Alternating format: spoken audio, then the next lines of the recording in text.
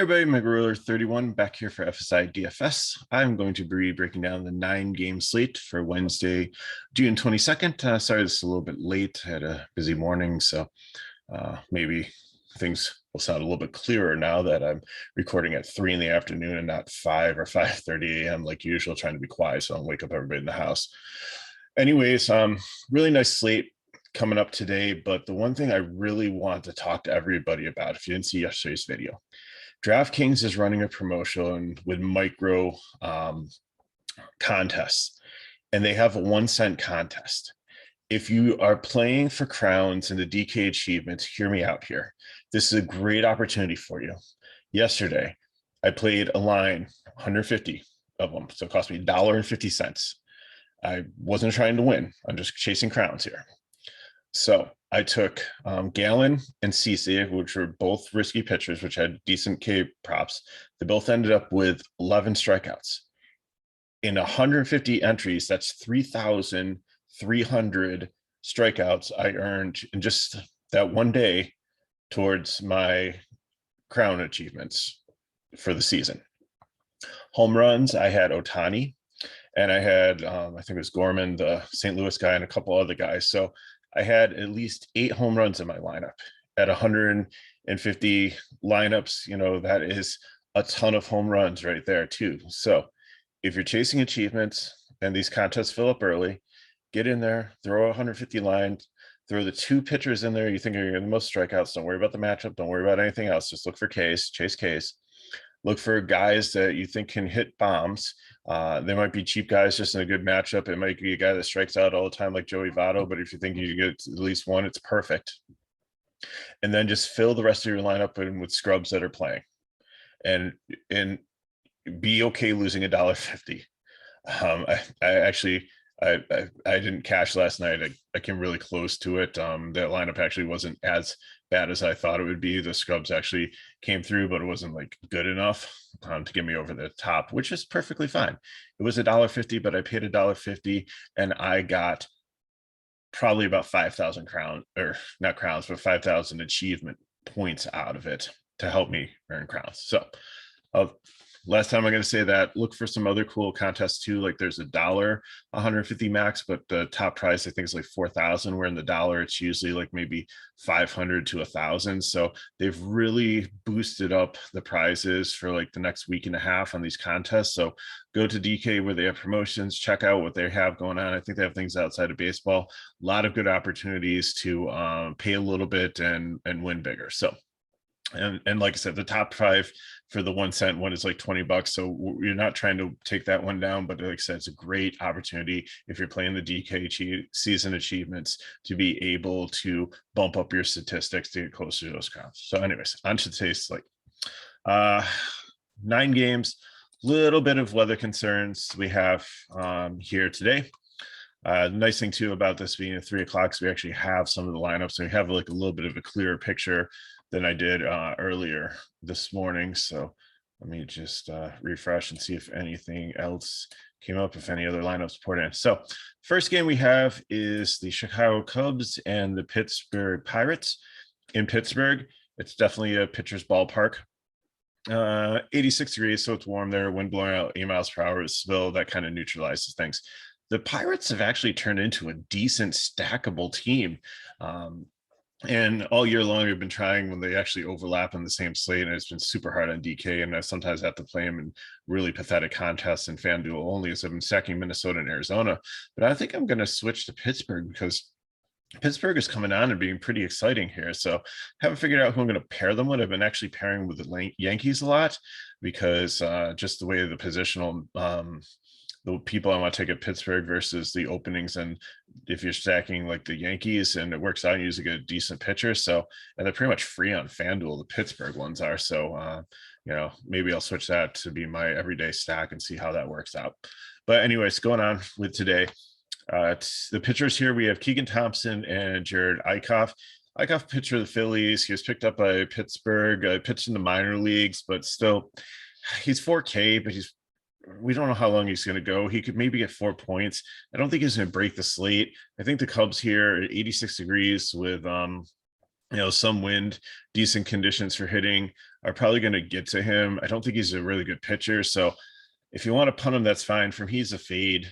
Thompson would be the at 7-2. There's much better pitchers in the 6K range, but if you're playing a lot of tournaments, I think he's okay against Pittsburgh, even though Pittsburgh seems to be kind of reinvigorated here with recently with adding some of these younger guys in like Suwinski and O'Neill Cruz into their lineup, who are going to be decent players and traded away to good Major League Baseball teams probably down the road pretty soon, after 2 or 3 years of being really good in Pittsburgh. So let's hope not. Let's hope maybe they start and actually contend and do really well, but we'll see what happens. But anyways, these pitchers, I'm not playing Eichhoff, cheap Thompson.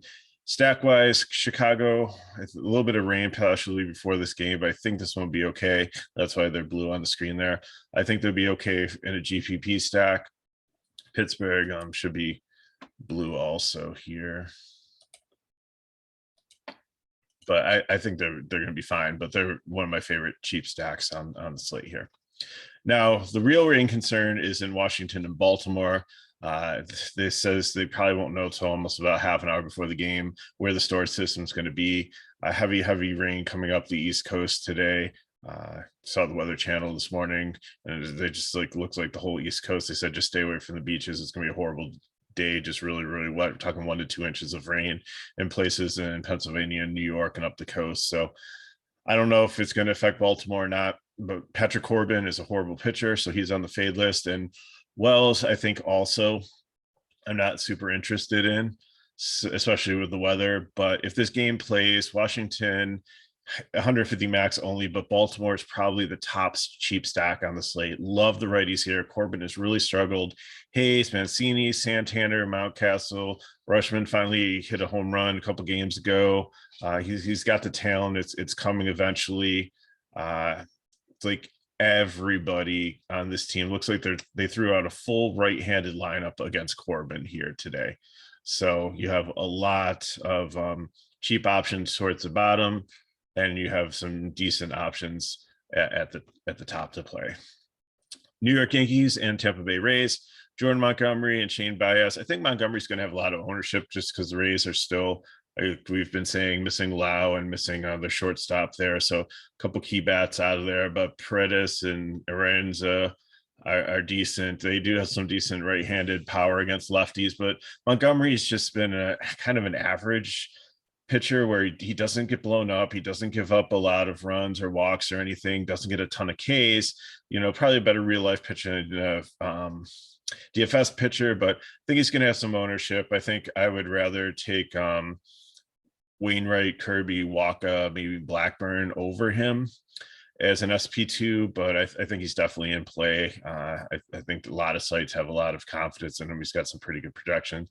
And Baz on the other side, I think he's a better play on FanDuel than in DK, but he's one of these Tampa Bay arms that just had in their farm system that's coming up and could be decent. We don't really know about him. Sometimes rookie pitchers, if there's no book on them, come out and do really well. And sometimes they do horrible. They're playing a really good offense in the Yankees, but it's in a really good pitching park.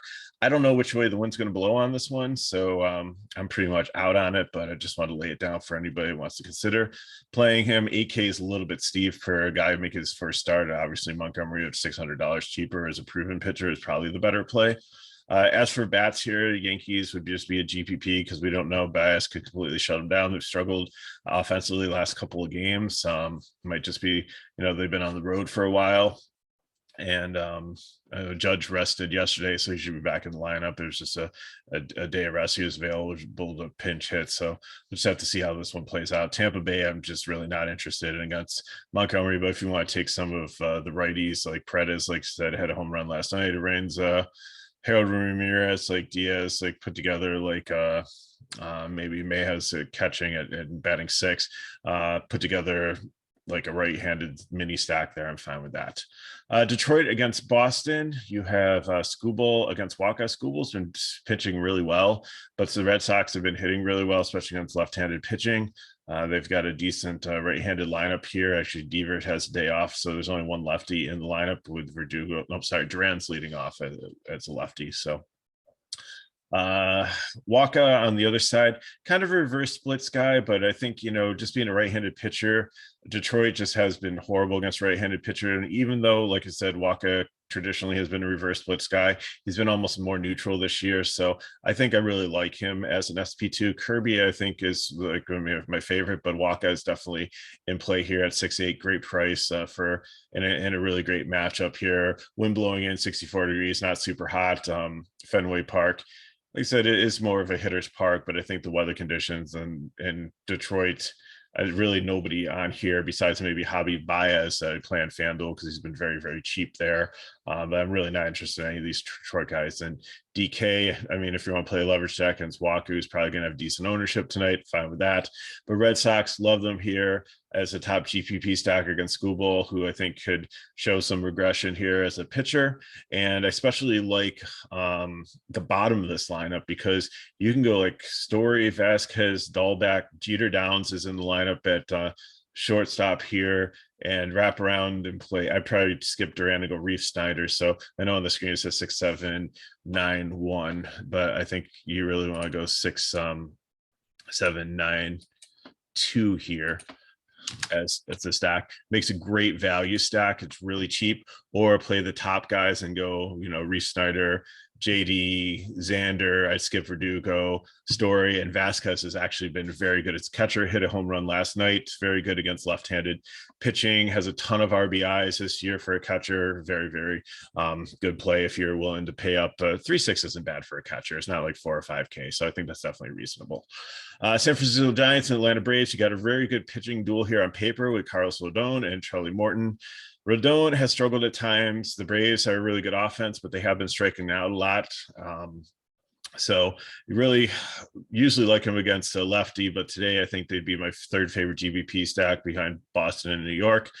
San Francisco on the other side against Morton. Morton has really struggled. It almost seems like he's kind of like run out of gas, and to the point of where it's almost getting to be the twilight of his career. He's like over the hill and heading on down the other side. So I have no interest in him today, really, against the San Francisco team. We saw what happened to the young pitcher yesterday against San Francisco. Now his problem is I think he only has like 2 pitches and really needs to develop a third one, because if you're throwing constant fastballs and the hitter knows what's coming to him, these professional guys are really going to light it up. Giants is a stack of him, a 4th favorite, just because, yes, if they do get to Morton with the lefties, love Peterson, Gonzalez, Belt, Yastrzemski there as the lefties in the lineup. The only problem is like they get pinch hit for a lot if he gets out of the lineup and then a lefty comes in. There's a ton of righties on the bench that they could throw at them. So I think a mini stack of lefties, but the weather here is 95 degrees, wind blowing out 10 miles per hour. It's going to be great hitting conditions. So Rodon, I think, is going to be very popular as an SP1. I'm going to prefer Ohtani there on FanDuel. They're almost the same price. So there's a huge savings on DK from Rodon down to Ohtani. So I think Rodon's fine at GPP because he has been very, very good this year. But just having the Braves there and just the weather, and they have a 4.76 total, which if you can find that, that's currently what I'm looking at. But if you can find that to bet it, I'd bet the under on that, because even though I think that Rodon is a really good pitcher, I think that's a little bit high for what might happen here. So moving on to the next game, we have the Minnesota Twins and the Cleveland Guardians in Minnesota at Chase Field, I believe it is, or Target Field. I knew it was some kind of retail or business. 86 degrees, wind blowing out again. Tristan McKenzie is a very young pitcher who's got a lot of stuff, throws like a lot of fastballs, but he doesn't have multiple pitches. So it could be the same situation almost as like what we saw with Atlanta guy yesterday, just getting lit up because the Twins are very good at hitting fastballs, especially Buxton, even Gary Sanchez, who like strikes out a lot. So really love the Twins. Top stack on the slate. Tristan McKenzie, I have no interest in.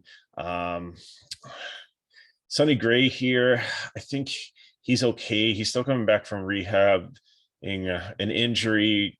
He should go deep enough to be okay. I prefer him over like Morton and Lauer, who are right around the same price cage, or a little bit higher than him. But great, it's like Cleveland doesn't strike out a lot, and they're starting to get some of the bigger bats back in the lineup. So I'm okay with that. Really not interested in Cleveland at all. If you want to take like Naylor or Ramirez as one off, I'm fine with that. But other than that, not interested. And really love Minnesota here. They make a really, really good stack here. And like I said, if we're looking at Buxton, we're looking at a lot of the righties here, lefties, like whoever you want. I just take them against.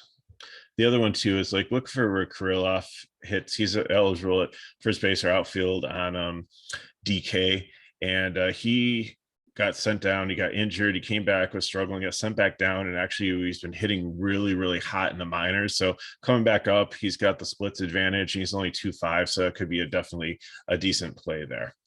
Next up, we have Midwestern battle. We have St. Louis and Milwaukee. Adam Wainwright and Eric Lauer, both decent pitchers. Wainwright, I think, is okay in the medium range against Milwaukee. I like Milwaukee against left-handed pitching more than I do against right-handed pitching. And they only have about 3 lefties that really scare me. The righties don't do really well against decent right-hand pitching. So I don't think he's going to get a ton of Ks, but I think, if you just want somebody to manage the game and get through and be good, I think, in tournaments, Wainwright's perfectly fine.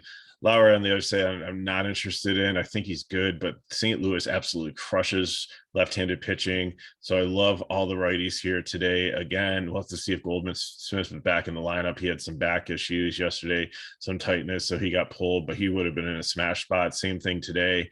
Arenado, Pujols, even there at like 2K, batting 4th, is definitely, if you need a cheap first baseman, works out for you. Absolutely. Love St. Louis today, the 3rd favorite stack behind Minnesota and LA. Milwaukee, I'm not really interested in. I think Wainwright's just going to shut them down, and Cardinals have a decent bullpen, so I'm just going to skip over them today. Seattle Mariners and Oakland A's. You have 2 different pitchers here, Kirby and Blackburn. Kirby is my SP2 on the slate. Oakland's been horrible. He's been good. I think, you definitely get me anywhere from 15 to 20 DK points. Blackburn on the other side too. Seattle, as we've been saying, has been like average offensively to like a little bit above the medium of where Major League Baseball statistics are. But I think Blackburn has shown enough this season at 7K that he's definitely worth playing, but I prefer Kirby and Waka over him. But definitely, if you're playing many different lineups and want to vary your pitchers, he's definitely in the player pool. Low total for both teams here. So Seattle, I think if you're playing 150 max, Oakland, if Kirby is going to be a popular SP2, like I think he's going to be, as a leverage stack only, but really not interested in any of these players on the teams. They stack them or fade them. I wouldn't even take any players as one-offs. There's many other cheaper players that you want to look at tonight in Baltimore and Pittsburgh, on the Red Sox and Chicago Cubs. Like, that's where you want to go. Last, we have Kansas City Royals and Los Angeles Angels. We have Ohtani up against Daniel Lynch. Daniel Lynch, I'm not interested in against a strong right-handed lineup here for the Angels. Ohtani, I think, is the top pitcher on both sites on the slate. Huge discount on DK. I know he can be erratic at times, but it looks like Salvador Perez got hurt, and he got taken out of the game yesterday, and he's not in the lineup. Well, the lineup hasn't come out yet, but he's not in the projective lineup. So just besides Benintendi and maybe Melendez, there's really nobody that really scares me left-handed against Ohtani. I think he'll get some Ks, just cruise, have a really, really great game. So lock him in as an SP1. Kansas City, like if you want to take him as a leverage stack in case Ohtani has an off day, that's fine. It's baseball, anything can happen. They'd probably be the top leverage stack. I like them better than Detroit, Oakland, and Tampa Bay. But overall, I just think none of those leverage guys I'm really looking at today. Angels, love them. 2nd favorite stack on the slate. You can't play Ohtani because he's pitching, but Ward, Trout, Duffy's always cheap there. Jarrett Walsh, even lefty and lefty. Renfroe, Matt Stassi is really good at hitting left-handed pitching as a right-handed catcher. You can do a wraparound thing with Velasquez, who's a switch hitter. Lagares in outfield at 2K if he's there too, if you need a punt option. So lots of good plays there. So love them. So let me just break down some lineups for you and we'll get you on for your day. So I know this looks a little bit busy here, but here's what I'm going to do. Kirby and Ohtani. That's where I'm going for cash. And if you're playing in the 1 cent thing, those are the two I think have the highest strikeout upside too. So those are the guys to look for there. At catcher, like I said, Stassi or Gary Sanchez or punt, whatever you want to do there. But my stack is definitely going to be Minnesota and LA.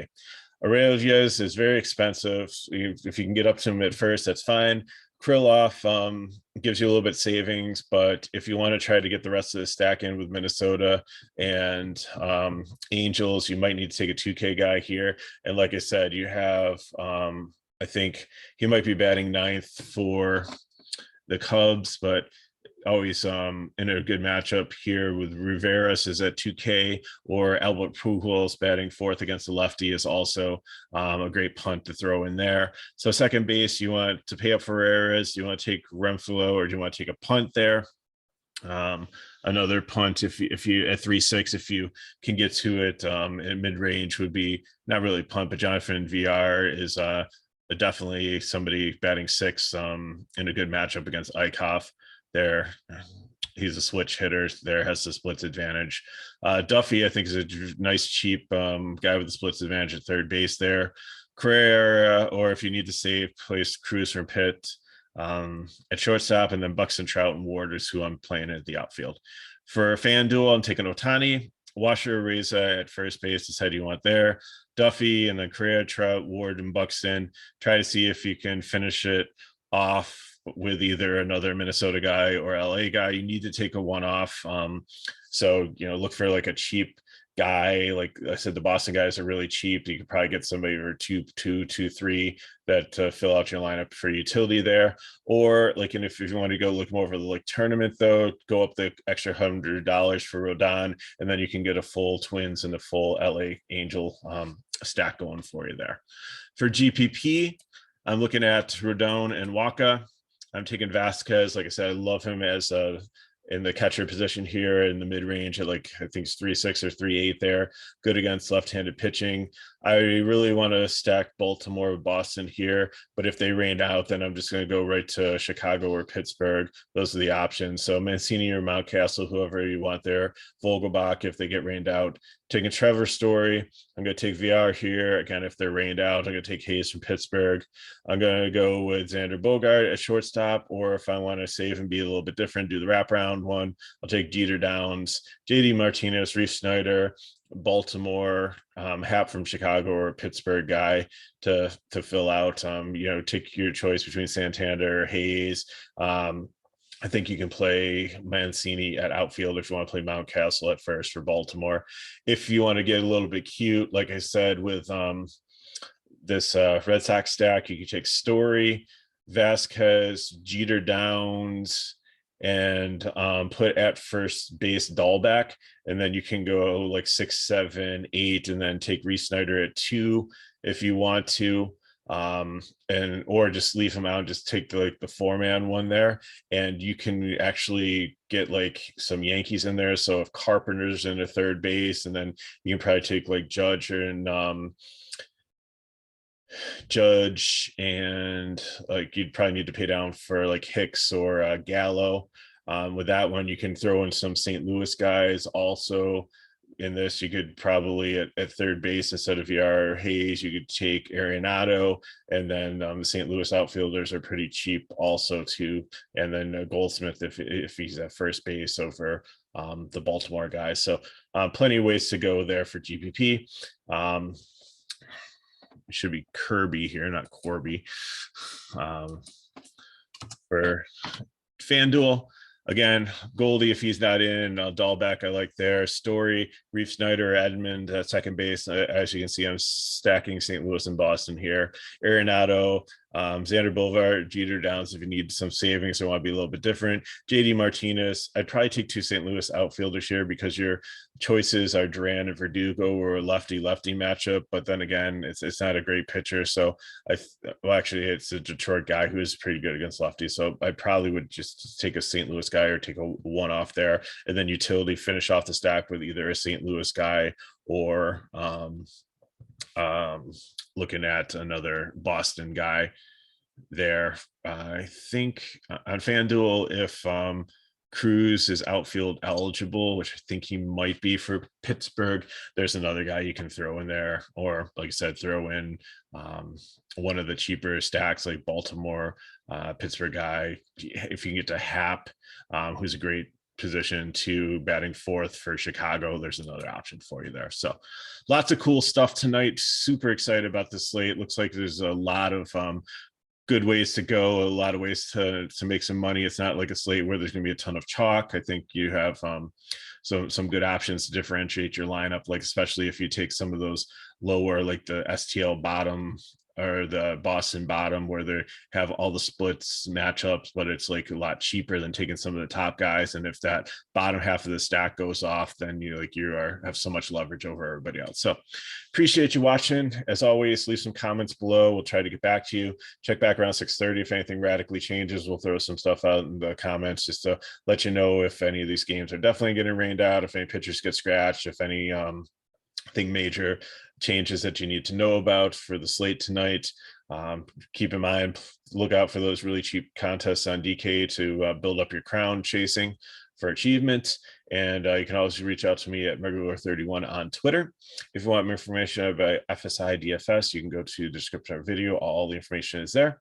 And for tomorrow, I believe McKinley will have the early video if there's an early slate, and one of us will have the late slate, so we'll have you covered for that. If not, we'll have the early video and we'll throw some notes in it later on. So if there's ever not a video, you know how to get a hold of us. Just throw a comment in one of our previous videos, or get to us, or hit me up or McKinley on Twitter, and we'll try to post some help of who we liked for like pitchers and stacks for you to help you over the slate if for some reason life happens and the two of us are too busy to get a video out for you. So appreciate you watching. As always, please give us a like, subscribe to our channel so you know when our videos are coming out, and share with your friends. It's been great to see us over just a couple of years go from celebrating 1,000 subscribers to be over 3,500 now. So I appreciate each and every one of you who watch us and support us and ask great questions and interact with us. It's been really fun. It's worth getting up at 4:30 in the morning sometimes to break down these larger slates and to